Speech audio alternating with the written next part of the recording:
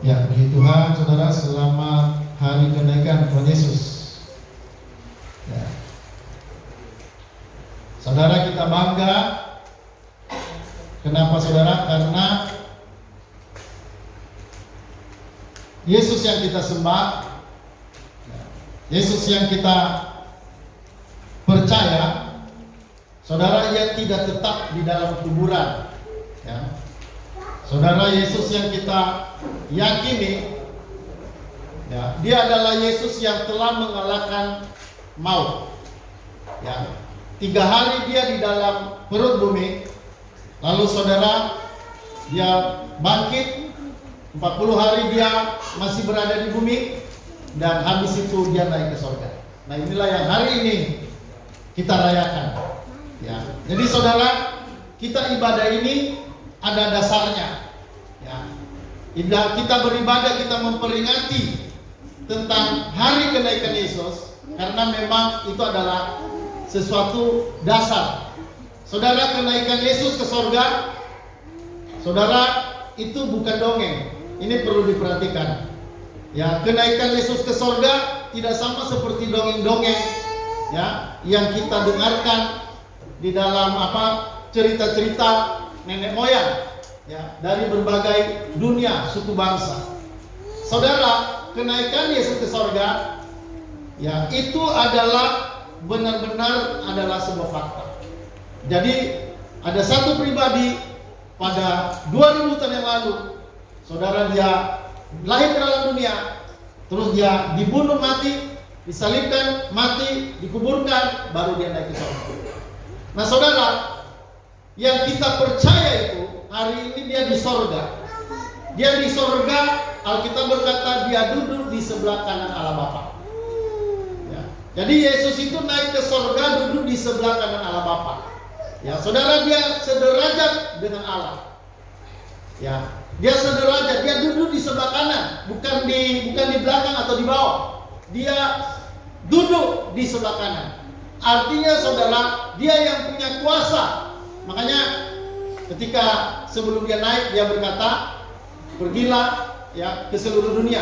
Akulah yang memiliki kuasa, ya, di bumi dan di sorga. Jadi saudara, hari ini kita memperingati kenaikan Yesus.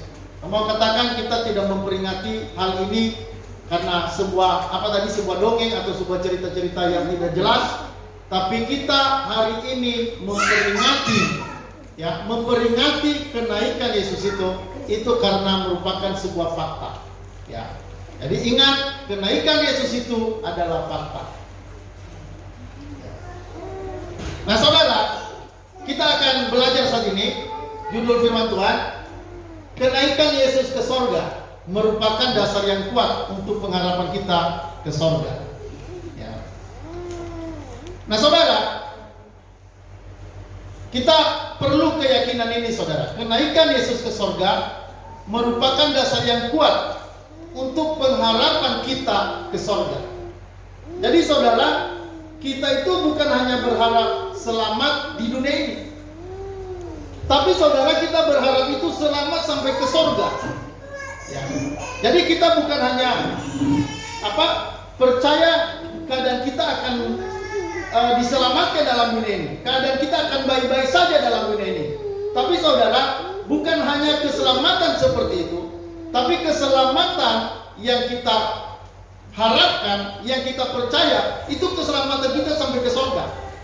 Ya, walaupun misalnya surga itu belum kita lihat hari ini. Siapa yang pernah ke surga? Ada yang pernah ke surga? Atau ada yang pernah mimpi tentang keadaan surga? Ya. Saudara, ya, ada orang-orang yang menyaksikan bahwa mereka pernah ke surga. Ya, kadang-kala ada sampai juga orang berkata dia kadang-kadang PP ke surga, pulang pergi naik surga. Saudara, apapun cerita seperti itu bukanlah cerita yang bisa kita percaya. Hal-hal seperti itu. Kenapa saudara? Karena surga itu sudah ditulis di dalam Alkitab. Ya. Jadi apa itu surga? Surga yang bagaimana? Surga itu saudara dijelaskan dalam Alkitab, tapi tidak terlalu luas. Ini perlu diperhatikan ya. Jadi sorga itu tidak terlalu banyak dibicarakan mengenai sorga, tapi ada hal mengenai sorga dikatakan, disampaikan di dalam kitab. Jadi yang jelas sorga itu bagaimana? Saudara, sorga itu yang jelas di sana Alkitab berkata, itu terang-terang Alkitab berkata, tidak ada penyakit di sana, tidak ada ketakutan lagi di sana, tidak ada kematian lagi di sana, tidak ada lagi maut di sana, tidak ada air mata lagi di sorga. Jadi saudara, misalnya mau tanya tentang sorga, saudara, sorga itu tidak terlalu luas dibicarakan, tetapi dibicarakan hal-hal tertentu mengenai sorga. Ya, jadi saudara, kita memahami sorga itu terbatas. Sorga ini di sorga itu tidak ada penyakit. Ya, jadi bedanya seperti itu, kalau di dunia kan masih ada sakit, masih ada masalah. Kalau di sorga sudah tidak ada masalah. Di sorga tidak ada penyakit, tidak ada air mata, tidak ada kutub, tidak ada corona, tidak ada gempa bumi. Di sana saudara, sorga itu adalah tempat yang paling aman. Sorga itu tempat yang paling indah. Ya. Makanya saudara, kenapa kita harus percaya pada hari ini? Ya. Jadi saya mau katakan sorga itu ada. Ya. Nah, saya mau katakan juga bahwa ada banyak orang yang bercerita tentang sorga, dia mimpi, dia penglihatan. Saya mau katakan saudara, jangan terlalu percaya. Halo, amin? Jangan terlalu percaya. Misalnya gini, ada orang bilang kan, oh Yesus menampakkan diri di awan-awan. Saudara, yang begitu-begitu, itu tidak ada jaminan itu benar atau tidak. Ya, misalnya ada orang mau apa? Saya pernah melihat ada foto, ada orang berfoto, lalu ada gambar Yesus. Saudara, saya mau katakan, itu juga nggak boleh dipercaya. Mau benar atau tidak, kita nggak boleh percaya. Kenapa? Karena kita tidak tahu kebenarannya. Itu bisa dibuat-buat orang, ya. Itu bisa direkayasa. Saya kadang-kadang agak heran karena ada orang-orang yang dulu bisa ada KKR atau ada apa, lalu saudara dibikin foto, tiba-tiba dalam foto itu ada gambar Yesus. Lalu saudara itu dijual kemana-mana, diceritakan, oh ini ada penglihatan. Lalu saudara jadi laku. Nah itu bisa mendatangkan uang bagi orang yang pintar-pintar merekayasa. Jadi saudara perhatikan, keyakinan kita bukan pada penglihatan-penglihatan. Amin. Keyakinan kita bukan pada mimpi-mimpi. Jadi kalau misalnya ada orang menceritakan mimpinya, ada orang menceritakan penglihatannya, saudara, itu kita nggak boleh percaya. Kalaupun itu benar, kita nggak bisa percaya 100%. Kenapa? Karena saya bilang tadi, mimpi itu saudara bisa dari setan. Ya, mimpi itu juga perhatikan, mimpi itu juga bisa direkayasa. Ya. Nah, jadi kita percaya apa kalau begitu? Saudara, kita punya Alkitab. Alkitab itu nggak bisa direkayasa. Halo, amin? Amen. Jadi mau tahu apa tentang surga, mau tahu apa tentang keselamatan, itu Alkitab sudah menulis semua dengan lengkap. Makanya Alkitab itu ditutup di kitab Wahyu. Alkitab itu ditutup kitab Wahyu. Dikatakan tidak boleh lagi ada yang menambah dan tidak boleh lagi ada yang mengurang. Oke, jadi saudara, itu sekedar kita pahami karena surga ini kan ngetren. Ya kalau misalnya kita lihat bagi pendeta-pendeta di YouTuber, ya YouTuber itu ada orang bilang saya ke surga, bertemu ini, bertemu itu. Saudara, saya bukan tidak percaya, tapi memang saudara kita lebih aman percaya pada apa kata Alkitab. Karena Alkitab itu saudara perhatikan, itu sudah cukup. Alkitab telah cukup menulis semua yang kita butuhkan untuk mengenali Allah, untuk mengenali keselamatan. Jadi cukup. Ya. Barusan Bapak Pendeta Pariadi kan pulang ke surga. Saudara, ini benar-benar dia pulang. Beda kalau dulu dia bilang dia ke surga terus turun lagi, ke surga turun lagi. Nah sekarang dia pulang benar. Iya, pulang benar dan dia nggak balik-balik lagi. Ya. Saudara, saya mau katakan orang yang artinya yang melihat Allah secara langsung, ya, saudara itu nggak bisa jadi patokan. Kenapa saudara? Karena kalau kita bisa melihat Yesus, saudara, perhatikan ya. Kalau kita mau lihat Yesus, Yesus yang benar-benar Yesus, saudara, nggak ada yang bisa tahan. Ya, ini sedikit saya sampaikan ya. Jadi kalau misalnya ada orang bilang, saya melihat Yesus, saudara, kalau kita menyelidiki Alkitab, orang yang melihat Yesus, siapa yang pernah melihat Yesus langsung di dalam Alkitab? Ya, yang jelas itu di PB Paulus. Dia melihat Yesus setelah Yesus naik ke sorga. Perhatikan ya, ketika Yesus datang, ya, menjumpai Paulus di perjalanan di Damsyik, saudara, apa yang terjadi? Saudara, dia melihat Yesus, lalu dia rebah, dikatakan. Dia rebah, terus dia jatuh, lalu dia buta sampai 3 hari. Saudara lihat, Paulus melihat Yesus bukan main-main. Paulus melihat Yesus setelah dia naik, dia langsung buta, lemas. Jadi ada saudara begini, tidak mudah untuk melihat Yesus dalam kemuliaannya yang sudah naik ke surga. Kalau Yesus dulu waktu dia di bumi, dia nggak kelihatan terlalu mulia. Tapi setelah dia naik ke surga, kemuliaannya itu udah sempurna. Udah kemuliaan Allah itu udah kelihatan full. Makanya ketika dia naik saja, dia mulai bangkit, itu kemuliaannya kan udah lebih tinggi. Makanya waktu dia misalnya menemui para muridnya lagi di ruang mana, lalu tiba-tiba Yesus bisa tebus dinding masuk dalam ruangan. Itu dia penuh kemuliaan, dia penuh kuasa. Apalagi setelah dia naik ke sorga, itu kemuliaannya udah luar biasa dasarnya. Makanya kalau misalnya orang bilang saya ketemu Yesus, saudara, saya tidak begitu percaya. Kenapa? Karena melihat Yesus itu tidak semudah yang dibayangkan. Ya, tidak semudah yang dibayangkan orang yang bilang melihat Yesus. Makanya saudara, berita yang kita sampaikan itu sebenarnya, perhatikan baik-baik, itu berita yang dalam Alkitab. Jangan kita tambah-tambah cerita-cerita yang di luar Alkitab. Halo, amin? Itu aman buat kita. Ya, karena kalau menambah cerita-cerita Alkitab, apalagi melebihi ya, itu kita berbahaya. Firman Tuhan berkata, Tuhan akan menambahkan malapetaka kepada orang-orang yang menambah dari Alkitab kita ini. Jadi kita nggak boleh nambah-nambah. Oke saudara, jadi itu mengenai surga. Saya bicara surga ini karena Yesus sudah naik ke surga. Kita sekarang ini memperingati, bukan Yesus hari ini mau naik ke surga, bukan. Yesus sudah naik ke surga itu 2000 tahun yang lalu, itu 40 hari setelah dia bangkit.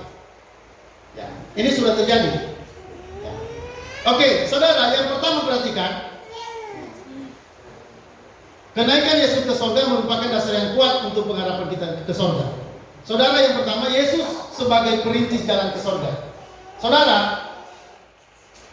perhatikan bahwa dosa memisahkan manusia dari Allah. Ya. Jadi saudara, dosa, kejatuhan manusia dalam dosa, manusia pertama itu memisahkan manusia dari Allah. Jadi saudara, itu benar-benar terpisah. Tidak ada yang tidak terpisah. Tidak ada manusia yang tidak terpisah dari Allah karena dosa. Semua manusia terpisah dari Allah. Ya. Semua manusia telah jatuh dalam dosa dan telah kehilangan kemuliaan Allah. Itu Roma 3. Ya. Tidak ada seorang pun yang baik, yang benar. Sesungguhnya manusia tidak memiliki pengharapan. Ya. Menjadi manusia terhilang dari Tuhan. Jadi saudara perhatikan, kenapa Yesus harus merintis jalan ke surga? Karena saudara, manusia tidak ada yang bisa ke surga. Siapapun manusia yang pernah terlahir di dunia, tidak bisa ada yang bisa berhubungan dengan Tuhan. Makanya pernah Daud berkata, siapakah yang bisa menumpang di kemahmu yang kudus, ya Allah? Siapa yang bisa menumpang di kemah Allah? Siapa yang bisa mengunjungi Allah ke surga? Saudara, tidak ada. Kenapa saudara? Karena manusia berdosa dan Allah Maha Suci.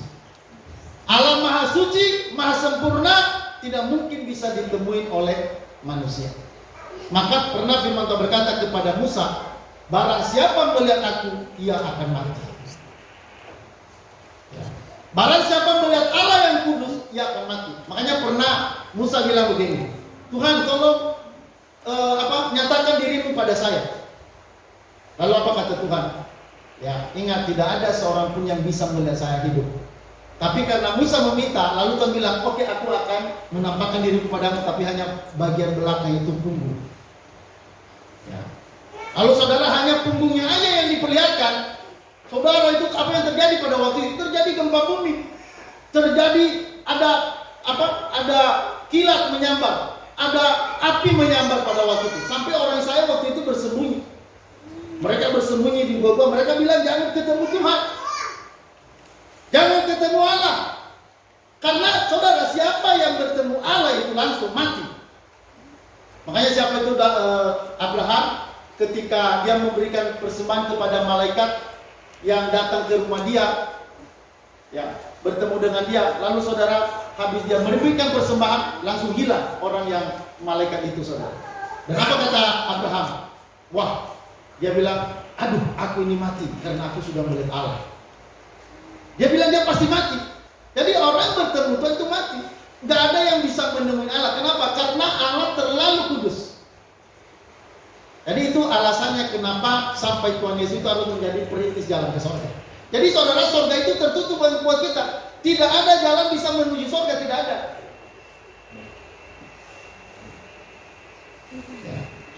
Nah saudara, jadi semua manusia berarti tidak bisa menemui Allah.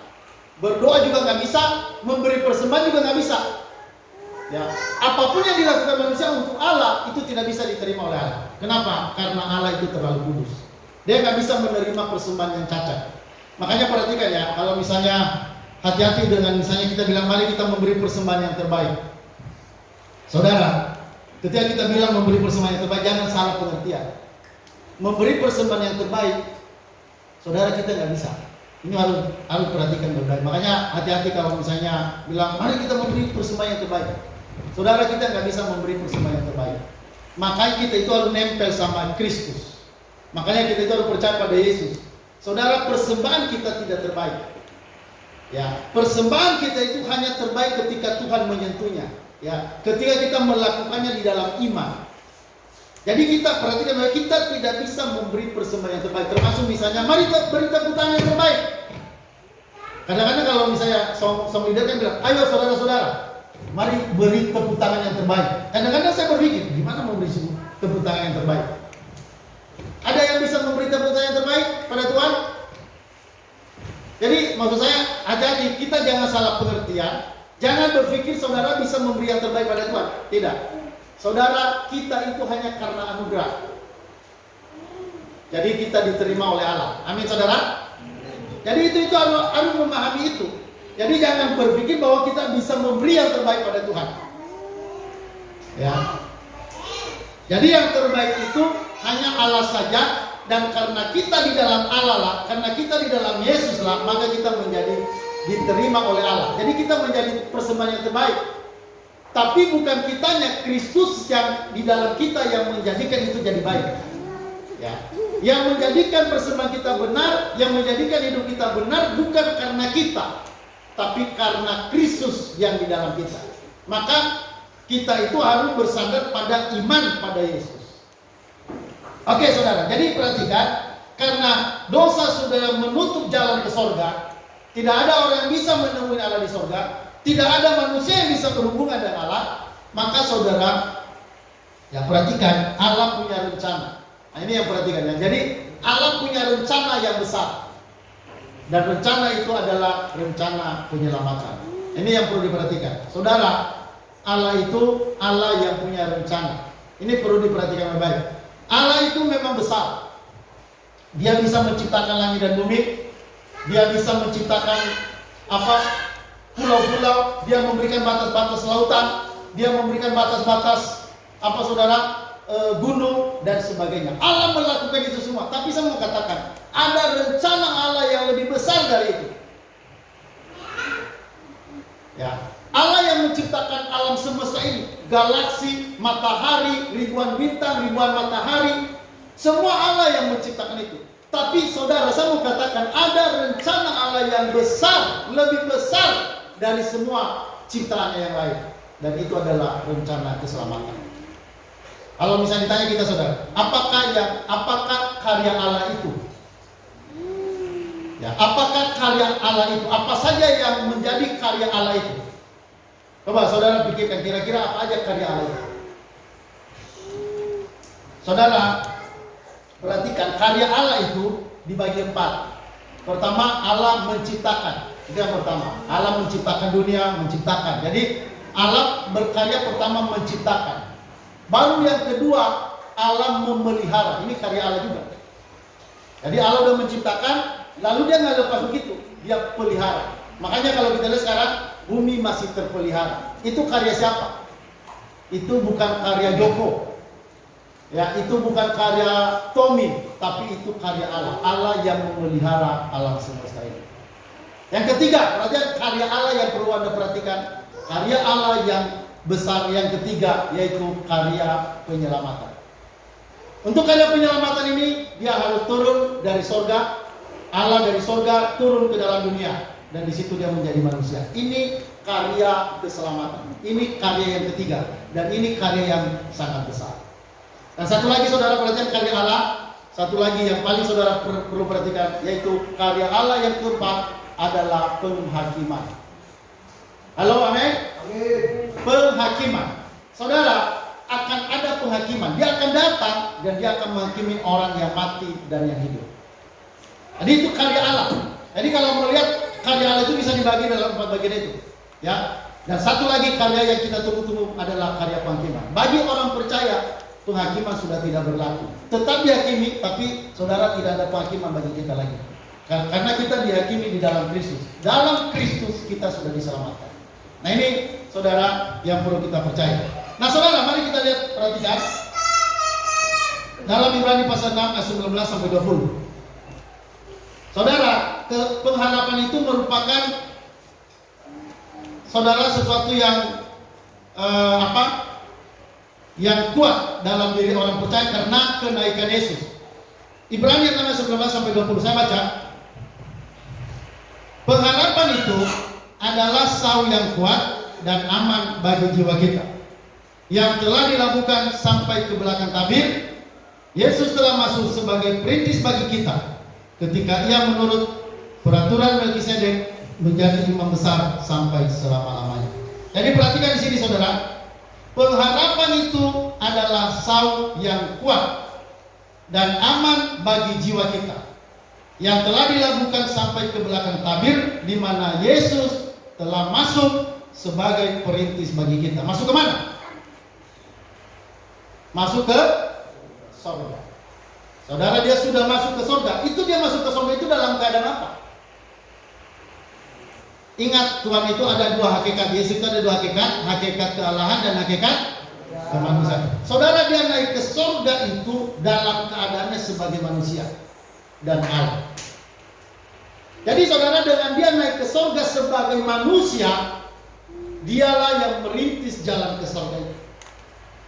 Maka dikatakan di mana yang telah masuk sebagai perintis bagi kita.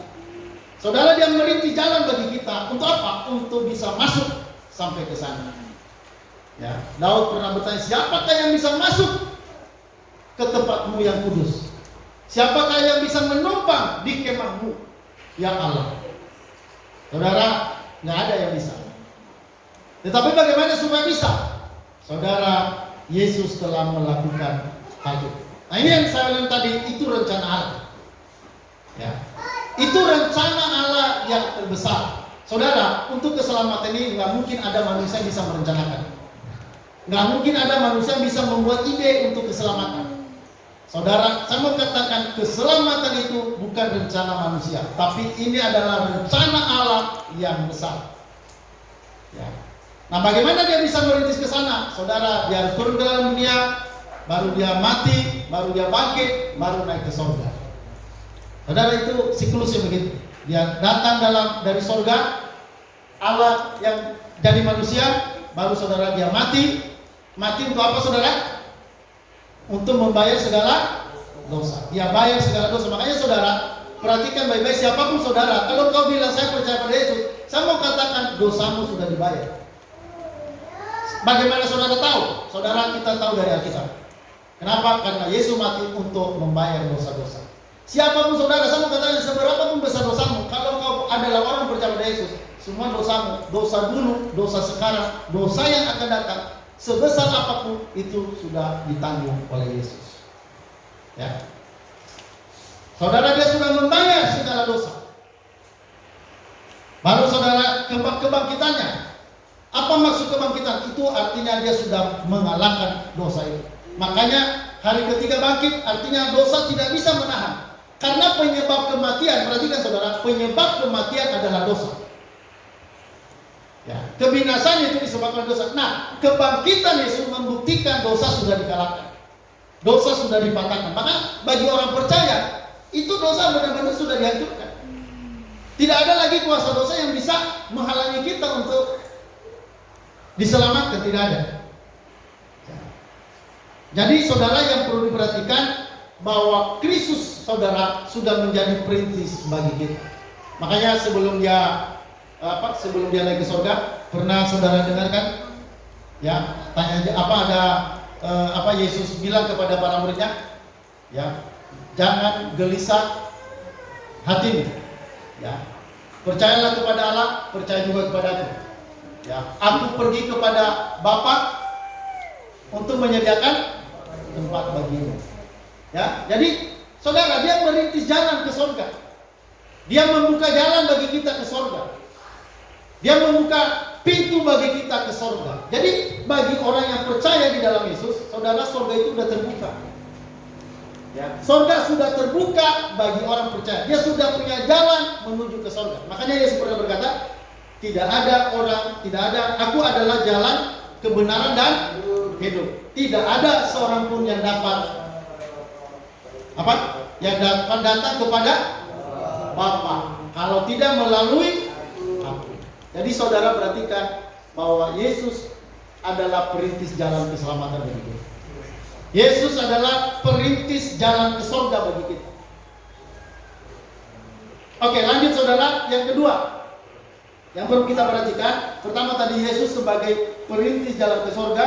Yang kedua, Yesus menjadi pokok keselamatan kita. Saudara, kita baca bersama-sama ini.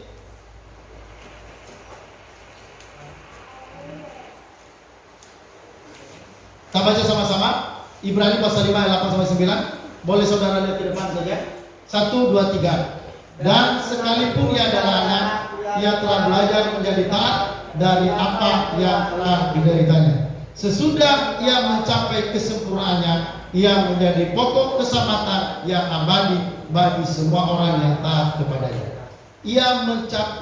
Sesudah ia mencapai kesempurnaannya, lalu dikatakan ia menjadi pokok keselamatan. Ya, saudara, dia menjadi pokok keselamatan. Ya, artinya pokok itu artinya dia menjadi dasar. Dia menjadi inti dari keselamatan kita. Ya, dikatakan tadi setelah apa? Setelah yang mencapai kapan dia mencapai kesempurnaannya? Saudara, setelah dia dinaik di surga, itu sudah sempurna. Halo, amin. Setelah Yesus duduk di sebelah kanan Allah, dia sudah sempurna. Ya. Makanya saudara, ia dikatakan menjadi pokok keselamatan. Kalau melihat karyanya itu, saudara, sempurna, sudah sempurna. Ya, dia ini saya katakan tadi bahwa keselamatan itu adalah rencana Allah. Bagaimana Allah merencanakan keselamatan itu? Saudara, Allah sendiri datang ke dalam dunia. Lalu saudara, dia mati. Ini proses penyelamatan itu. Ya. Baru saudara bangkit naik ke surga. Nah, ini sampai titik pada kesempurnaan. Jadi saudara, dia benar-benar sempurna mengerjakan keselamatan itu. Sempurna. Tidak ada yang salah, tidak ada yang kurang, tidak ada yang cacat dalam pengorbanan Kristus untuk menyelamatkan kita. Itu benar-benar keselamatan itu yang sudah dikerjakan Tuhan itu sempurna bagi kita. Makanya kalau masih ada orang yang ragu-ragu tentang keselamatan, itu sangat disayangkan. Masih ragu. Ada orang-orang bilang gini, keselamatan itu dari Tuhan, tapi kesempatan keselamatan bisa hilang. Saudara, seakan-akan Tuhan itu tidak sempurna mengerjakan keselamatan.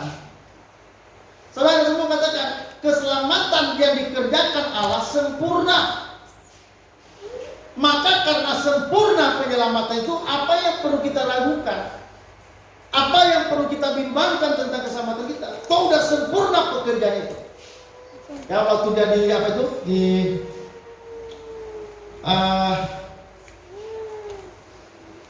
di atas salib, apa yang dia katakan terakhir, saudara? Dia berkata sudah selesai. Artinya bekerja itu sudah beres, sudah selesai. Ya, nanti puncak atau bukti kesempurnaannya dia bisa sampai tembus ke surga. Kalau Yesus sampai bisa tembus ke surga, berarti Yesus ini tidak ada dosa. Ya. Kalau sampai ke surga, berarti dosa sudah tidak ada. Kenapa? Karena dia sudah mulai bereskan di atas kayu salib. Karena saudara, tidak ada orang bisa ke surga karena dosa. Dosalah yang memisahkan orang sehingga orang tidak bisa ke surga. Nah, kalau sampai Yesus naik ke surga, ingat ya, Yesus naik ke surga bukan hanya sebagai Allah, tapi Yesus naik ke surga itu sebagai manusia. Dia naik ke surga sebagai manusia. Jadi saudara, manusia sudah bisa masuk surga. Apa buktinya? Karena Yesus, dia sudah sampai ke sana. Jadi saudara, ini dasar kenapa ya Yesus itu menjadi pokok keselamatan bagi kita. Jadi saudara, keselamatan itu dikerjakan secara sempurna. Ya, maka yang menjadi pokok keselamatan, yang menjadi jaminan keselamatan bagi kita, yang menjadi dasar keselamatan bagi kita, bukan uang yang menjadi dasar kita. Ya, bukan karena kita melayani, jadi kita melayani. Perhatikan ya saudara, jangan karena saudara melayani lalu saudara beralasan saya selamat. Enggak saudara, jangan karena saudara berdoa merasa selamat. Memang berdoa sebagai tanda persekutuan kita dengan Tuhan. Ya, memang kita melayani, tapi bukan untuk selamat. Kita melayani itu karena kita sudah bagian keselamatan di dalam Allah. Kita sudah masuk dalam rencana Allah. Kita adalah orang-orang Allah. Ya, kita ada di dalam Tuhan, maka kita melayani Tuhan. Jadi melayani itu perhatikan bukan untuk keselamatan. Jangan nanti saudara misalnya sakit lalu kecewa. Saya ini udah melayani tapi kok sakit. Ya. Saya udah melayani Tuhan, udah setia sama Tuhan, tapi kok berkatnya masih seperti ini. Saudara jangan menilai Tuhan dari itu, saudara. Ya, karena keselamatan yang diberikan Tuhan itu jauh lebih besar dari semua itu. Ya, selamatan itu adalah hal yang paling berharga. Saudara, keselamatan itu adalah hal mahal harganya. Ya, tidak ada seorang pun yang bisa membayarnya kecuali hanya Tuhan Yesus yang bisa membayar harga keselamatan itu. Ya, saudara, Yesus melalui karya keselamatan, ia datang ke dalam dunia menjadi manusia. Dan dalam keadaannya sebagai manusia, ia mati karena dosa kita. Dengan matinya di kayu salib, dia menanggung segala dosa kita. Oleh kebangkitannya, dia menghancurkan maut, dosa, dan neraka, dan membuka jalan ke surga bagi umat manusia. Jadi saudara, alasan kita percaya ke surga itu adalah karena Kristus sudah mengerjakan keselamatan itu dengan sempurna. Oke, lanjut. Saudara, yang ketiga, karena itu kita harus lebih teliti dan memperhatikan keselamatan yang sangat besar ini. Ya. Jadi saudara harus lebih teliti memperhatikan keselamatan yang sangat besar. Jadi ini yang harus diperhatikan. Ya, saya lihat dalam khotbah-khotbah saudara, kadang-kadang yang khotbah-khotbah yang ditekankan itu misalnya mukjizat. Misalnya contoh ya, Yesus bertemu dengan Petrus di tepi pantai, lalu dia menaiki perahu, lalu saudara dia menyampaikan firman. Lalu setelah itu saudara dia menyuruh Petrus untuk menebarkan jalannya. Lalu saudara yang ditekanin apa? Wah, keajaiban yang dilakukan itu yang ditekankan. Wah, saudara lihat kuasa Tuhan bekerja. Ikan datang tadi semalaman, Petrus tidak menangkap apa-apa, tapi hari ini saudara terjadi mukjizat. Ya, jadi yang ditekan itu mukjizat. Saudara, kita melihat kuasa Allah itu luar biasa. Tiada yang mustahil bagi Allah. Saudara, sebenarnya bukan itu yang perlu diperhatikan. Yang perlu diperhatikan itu saudara, kenapa Yesus kok bisa melakukan itu? Apa maksudnya? Saudara perhatikan, kalau Tuhan sampai membuktikan di mana dia bisa mendatangkan ikan dari tidak ada menjadi ada, itu artinya dia menunjukkan dirinya dia Allah.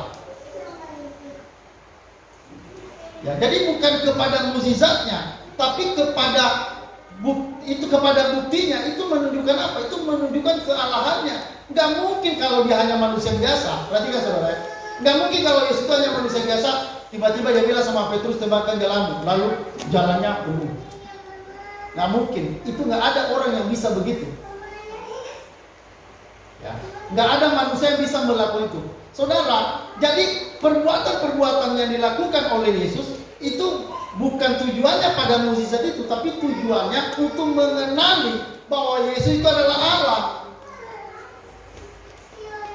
Ya, jadi penekanannya di hati-hati. Nah, saudara, dalam penyebaran Injil atau dalam pengajaran yang perlu dipersoalkan itu yang paling utama apa, saudara? Coba saudara perhatikan. Apa yang paling penting diperhatikan dalam pengajaran? Saudara, sebenarnya yang paling penting dalam pengajaran itu adalah keselamatan. Ya, coba kita lihat ayat ini, saudara. Coba perhatikan di dalam Ibrani pasal 2 ayat 1 sampai 4. Saya baca, saudara. Perhatikan. Karena itu harus lebih teliti kita memperhatikan apa yang telah kita dengar. Saudara, apa dikatakan di sini? Lebih memperhatikan apa? Apa yang telah kita dengar. Karena itu harus lebih teliti kita memperhatikan apa yang telah kita dengar. Jadi saudara, apa yang didengar itu, apa yang diajarkan itu harus lebih teliti. Apa yang didengar, apa yang diteliti itu. Ya. Saudara, dikatakan supaya kita jangan hanyut di bawah arus. Perhatian kedua, sebab kalau firman yang dikatakan dengan perantaraan malaikat-malaikat tetap berlaku, dan setiap pelanggaran dan ketidaktaatan mendapat balasan yang setimpal. Ayat 3, bagaimana kita akan luput jikalau kita menyanyiakan keselamatan yang sebesar itu. Saudara, apa di sini yang tadi dikatakan supaya lebih teliti dan memperhatikan? Apa di situ yang perlu diteliti dan diperhatikan? Apa, saudara? Dari ayat ini. Ya. Keselamatan, saudara, perhatikan ayat 3. Bagaimana kita akan luput jikalau kita menyanyiakan keselamatan yang sebesar itu. Jadi di sini, saudara, keselamatan itu yang perlu diperhatikan. Makanya bilang keselamatan yang sebesar itu. Ya. Artinya, saudara, harus lebih memperhatikan pada keselamatan. Di sini dikatakan keselamatan yang besar itu. Jadi keselamatan ini bukan hal murahan. Berita keselamatan ini bukan berita biasa. Ini berita yang besar. Ini berita yang hebat. Makanya tadi saya bilang ini rencana Allah. Nggak mungkin kalau ada manusia bisa merencanakan ini. Nggak mungkin. Nggak mungkin ada manusia benar-benar bisa merencanakan keselamatan. Tidak bisa. Saudara, ini karena Allah yang memiliki ide ini. Allah yang memiliki rencana ini. Ingat, saudara, rencana Allah itu terjadi sebelum dunia ini ada. Sebelum penciptaan, Allah sudah merencanakan ini. Ya, jadi saudara, apa yang diperhatikan Allah, apa yang direncanakan Allah, yaitu mengenai keselamatan. Oke, saya lanjut, saudara. Itu tadi sampai kata keselamatan yang besar itu, yang mula-mula diberitakan oleh Tuhan. Jadi saudara, pertama mula-mula keselamatan ini diberitakan oleh siapa? Oleh Tuhan. Jadi saudara, makanya keselamatan ini kan nanti ditulis oleh para nabi, ditulis oleh para rasul. Mula-mula disampaikan oleh Tuhan secara langsung kepada para penulis. Baru saudara dikatakan yang mula-mula diberitakan oleh Tuhan dan oleh mereka yang telah mendengar kepada kita dengan cara yang dapat dipercaya, sedangkan Allah meneguhkan kesaksian mereka oleh tanda-tanda dan mukjizat-mukjizat dan oleh berbagai-bagai penyataan kekuasaan dan karunia Roh Kudus yang dibagi-bagikannya menurut kehendaknya. Jadi saudara perhatikan, semua rencana ini berfokus pada keselamatan. Ya, tadi katakan hendaklah kita teliti dan memperhatikan apa yang kita dengar. Terus dikatakan saudara, keselamatan besar ini diberitakan oleh Tuhan sendiri, baru didengarkan, ya, terus diteguhkan oleh kesaksian-kesaksian, oleh tanda-tanda, oleh mukjizat-mukjizat, oleh berbagai pernyataan kekuasaan dan karunia-karunia Roh Kudus. Jadi saudara, keselamatan ini diteguhkan oleh tanda-tanda ajaib. Jadi sebenarnya bukan tanda-tanda ajaib yang kuncinya, keselamatannya yang menjadi kuncinya. Untuk keselamatan itu Tuhan memberikan tanda-tanda ajaib. Tuhan berbicara kepada para nabi, sampai nanti para nabi menulis. Ya, artinya saudara, keselamatan itu yang paling penting. Ya. Oke, saudara, lanjut. Ya, jadi dikatakan kita harus teliti dan memperhatikan keselamatan yang besar ini. Jangan menyia-nyiakan dan jangan ikut arus dunia.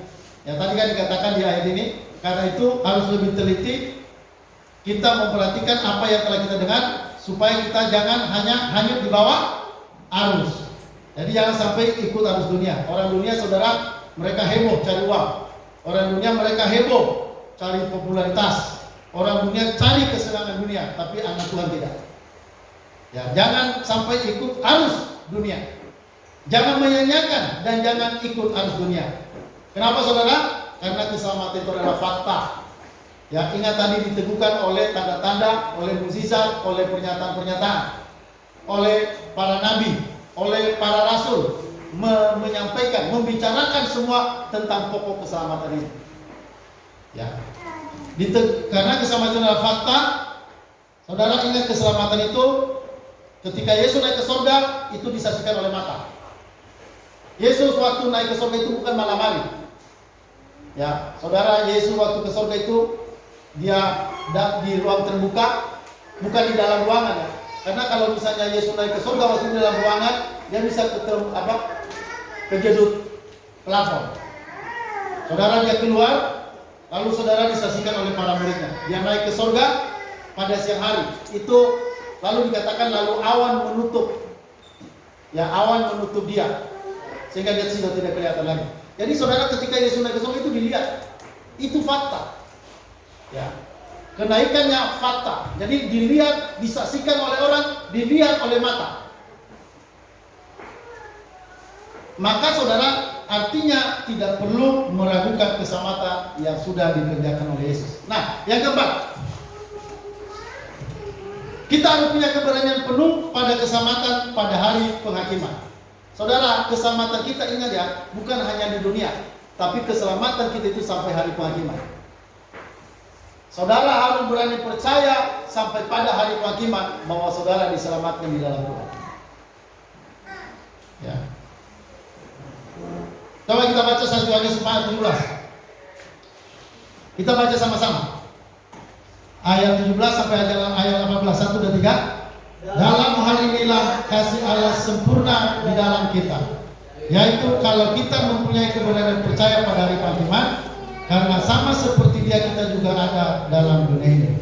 Di dalam kasih tidak ada ketakutan. Kasih yang sempurna melenyapkan ketakutan. Sebab ketakutan mengandung hukuman, dan barang siapa takut ia tidak sempurna di dalam kasih. Jadi saudara, ini keberanian percaya di sini itu harus penuh. Jangan tanggung-tanggung saudara percaya pada Tuhan. Saudara benar-benar percaya keselamatan secara penuh. Makanya saya bilang keselamatan itu pada hari penghakiman. Sampai pada hari penghakiman saudara yakin di dalam Tuhan, saudara selamat. Saudara dikatakan dalam kasih ya yang sempurna itu tidak ada ketakutan. Jadi kalau kita mengasihi Allah, kita yakin dengan Allah, maka tidak boleh ada ketakutan dalam diri kita. Karena ketakutan dikatakan mengandung hukuman. Ya. Terus dikatakan saudara, dalam hal inilah kasih Allah sempurna dalam kita. Kasih Allah yang sempurna itu apa? Keselamatan. Yaitu kalau kita mempunyai keberanian percaya pada hari penghakiman. Jadi sampai pada hari penghakiman, ya, kita harus memiliki iman. Ya. Jadi saudara, singkirkan semua bentuk ketakutan apapun terhadap keselamatan ini. Saudara boleh takut banyak hal dalam dunia, tapi jangan takut masalah keselamatan. Saudara yakinlah bahwa keselamatanmu sampai pada hari penghakiman, saudara yakin 100% selamat. Makanya kata di sini keyakinan penuh. Artinya tidak boleh kurang, harus penuh. Iman kita harus penuh, iman kita harus full. Nggak boleh hanya sedikit atau sebagian. Ya. Kalau kita masih takut, itu namanya kasih Allah dalam diri kita belum sempurna. Ya, dan ketakutan itu mengandung penghukuman. Jadi itu hukuman. Kalau kita takut itu hukuman, saudara. Ketakutan itu. Ya.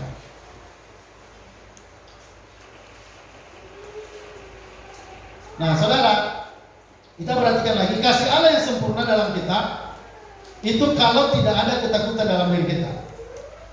Ya. Sebab ketakutan mengandung hukuman. Menghadap tata kasih karunia Tuhan dengan penuh keberanian. Jadi yang diperintahkan Tuhan pada kita, saudara, iman yang kita miliki itu adalah iman yang penuh keberanian. Ya, dalam menghadap Tuhan, ya, saudara, kita harus penuh keberanian.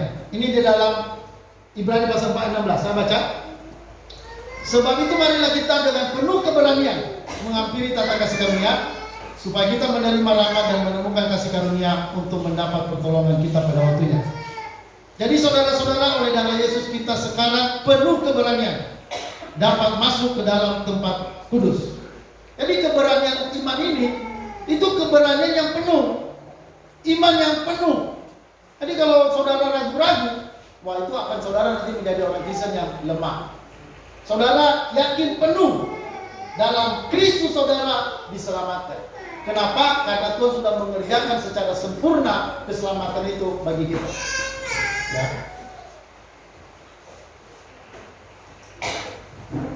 Nah, saudara, dikatakan penuh keberanian masuk dalam surga. Hati-hati terhadap ajaran yang tidak meyakinkan akan keselamatan. Sebab banyak ajaran yang mengatakan bahwa keselamatan bisa hilang. Ya, saudara, ada banyak orang-orang pendeta ya.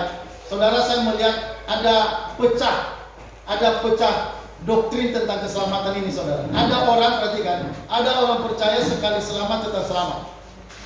Ada orang percaya selamat tapi bisa keselamatan hilang kalau tidak dijaga.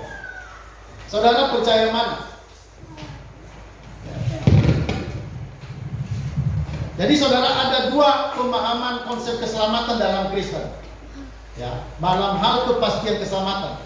Ada orang percaya selamat itu sekali selamat dalam Yesus itu pasti selamat selamanya. Tapi ada satu lagi keyakinan, pandangan bahwa keselamatan kita kalau kita tidak dijaga itu bisa hilang. Nah, saudara, saya lebih pandangan, kalau saya lebih percaya pada keselamatan sekali selamat, tetap selamat. Kenapa? Kalau sampai saya sudah selamat, perhatikan saudara, itu artinya Tuhan yang memilih saya untuk selamat.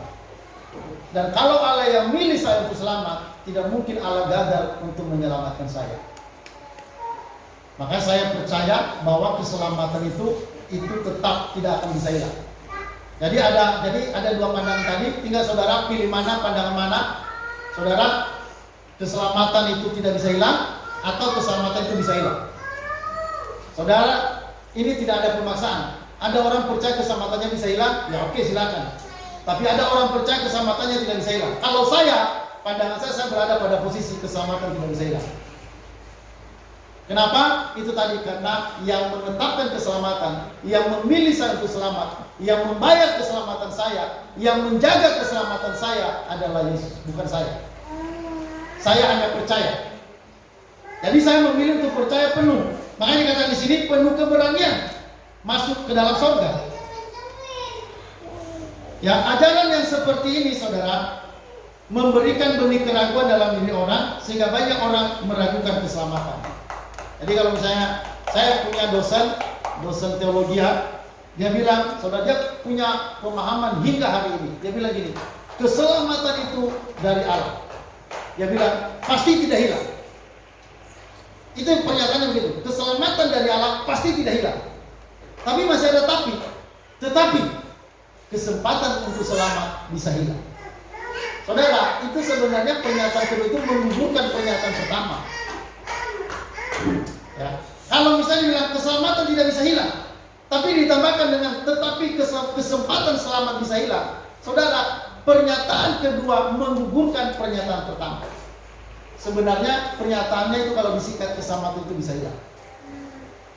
Saudara, kalau keselamatan kita itu benar-benar pada Yesus, maka pasti selamat. Tapi kalau keselamatan itu kita melihat pada keadaan kita, pada perbuatan kita, yang mungkin kita bisa meragukan keselamatan. Tapi keselamatan kita tidak berpatokan pada diri kita. Ingat itu baik-baik. Keselamatan itu berpatokan pada Kristus. Ya.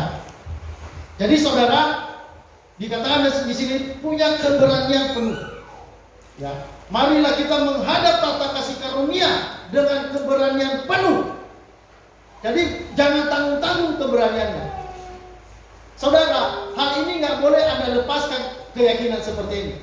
Jangan lepaskan keyakinan seperti ini. Saudara, apa yang membuat saya semangat ikut Tuhan dan melayani Tuhan? Karena keselamatan itu pasti. Itu yang buat saya hingga hari ini kenapa saya melayani Tuhan.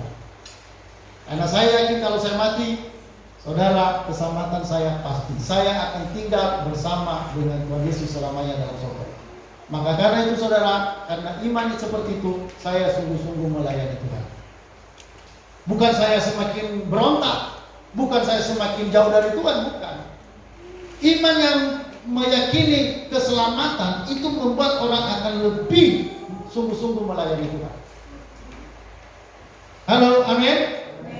Kalau kau punya keyakinan seperti itu, Anda pasti akan kuat dalam melayani Tuhan. Saudara, terakhir, ya, miliki keyakinan, ya ini kurang ya, miliki keyakinan atau iman yang penuh, ya. Maksud saya di sini saudara bahwa iman, ya, itu bisa mengalahkan dunia. Jadi orang yang percaya pada iman itu iman pada Yesus ya, bukan iman yang lain-lain. Iman pada Yesus. Orang yang percaya pada Yesus, perhatikan, dia sanggup mengalahkan dunia. Ini yang penting saudara perhatikan. Apapun masalah dunia, Anda bisa kalahkan, sekalipun masih Anda dalam masalah itu. Mungkin Anda belum keluar dari masalah itu, tapi kalau kau anak Tuhan, saudara-saudara bisa mengalahkan dunia ini dengan iman. Ya, coba kita baca saudara, Yohanes pasal 5 ayat 4 sampai 5. Satu, sama-sama. 1, 2, 3. Sebab semua yang lahir dari Allah mengalahkan dunia, dan inilah kemenangan yang mengalahkan dunia, iman kita. Siapakah yang mengalahkan dunia selain daripada dia yang percaya bahwa Yesus adalah anak Allah? Siapa yang bisa mengalahkan dunia? Dia orang yang lahir dari Allah. Siapa orang yang lahir dari Allah? Ya, dia adalah orang yang percaya pada Yesus. Ya. Siapa yang mengalahkan dunia? Ya, selain daripada dia yang percaya. Jadi saudara, iman bisa mengalahkan dunia. Iman bisa mengalahkan godaan dunia. Iman bisa mengalahkan hawa nafsu dunia, bisa. Makanya saudara terus menerus beriman pada Yesus. Apa kelemahan-kelemahan saudara, percaya Tuhan akan mengangkatnya. Apa kekurangan saudara, percaya Tuhan akan melepaskan saudara. Ya. Jadi saudara perhatikan, iman ini sangat dibutuhkan. Ya.